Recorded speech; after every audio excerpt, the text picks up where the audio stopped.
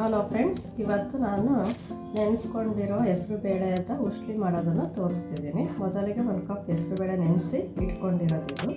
ಅದಕ್ಕೆ ಬೇಕಾಗಿರೋದು ಹಸಿಮೆಣಸಿನ್ಕಾಯಿ, ಈರುಳ್ಳಿ, ಕರಿಬೇವು, ಕಾಯಿ ತುರಿ, ಕೊತ್ತಂಬರಿ ಸೊಪ್ಪು. ಇಷ್ಟನ್ನು ಹಾಕಿ ನಾನು ಮಾಡೋದು ಹೇಗೆ ಅಂತ ತೋರಿಸ್ಕೊಡ್ತೀನಿ.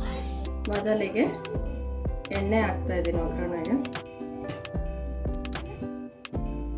ಎಣ್ಣೆ ಕಾದ್ಮೇಲೆ ಸಾಸಿವೆ ಹಾಕ್ತಾ ಇದ್ದೀನಿ.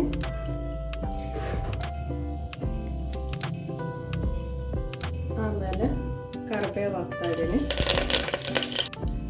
ಆಮೇಲೆ ಹಸಿಮೆಣಸಿನ್ಕಾಯಿ ಹಾಕ್ತಾ ಇದ್ದೀನಿ.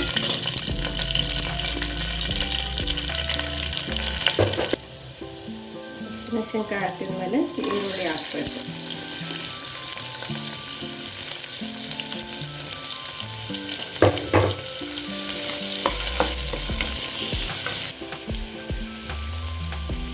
ಈರುಳ್ಳಿ ಆದಮೇಲೆ ನಾವು ನೆನೆಸಿಟ್ಕೊಂಡಿರುವಂತಹ ಹೆಸರುಬೇಳೆಯನ್ನು ಹಾಕಬೇಕು. ಹೆಸರುಬೇಳೆ ಹಾಕಿದ ನಂತರ ಕಾಯಿ ತುರಿ ಹಾಕಬೇಕು. ಆಮೇಲೆ ಕೊತ್ತಂಬರಿ ಸೊಪ್ಪನ್ನು ಹಾಕಬೇಕು. ಹಾಕಿದ್ಮೇಲೆ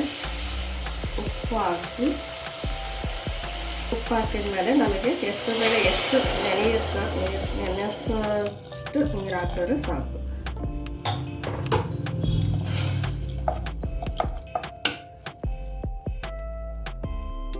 ಇಷ್ಟು ಹೆಸರುಬೇಳೆ ಮುಳುಗುವಷ್ಟು ನೀರು ಹಾಕಿದ್ದೀನಿ. ಇದನ್ನು ನೀವು 1 ವಿಷಲ್ಲಾರು ಮಾಡಿಸ್ಕೊಬೋದು, ಇಲ್ಲ ಅದೇ ಥರನಾರು ಬೇಯಿಸ್ಕೊಂಡು ಚೆನ್ನಾಗಿರುತ್ತದೆ.